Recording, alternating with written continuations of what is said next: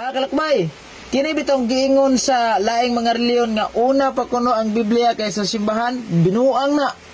Ngano man, kung sila atong pangutanon na tinuod na sa ilaha kay una magid ang Biblia ay ang simbahan. Kay diha sila nanguhag pangalan sa Biblia gyud parehistro Secret Exchange Commission. Mao na nga diha na Biblia ay pan tumaw ang ilang simbahan. Ang uban magwang pay tanduay, magwang pay bitsin.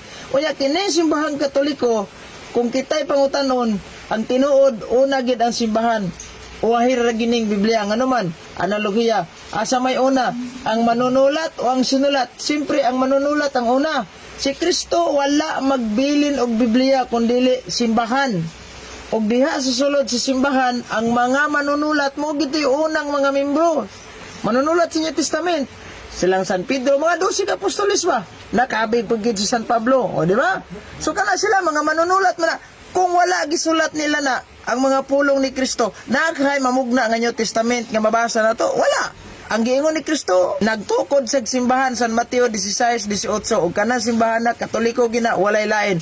Muna ang simbahan Katoliko una gyud kaysa Biblia. Wahira gyud ng Biblia kay kanang Biblia simbahan Katoliko may nagamaan na. Produkto sa simbahan. God bless.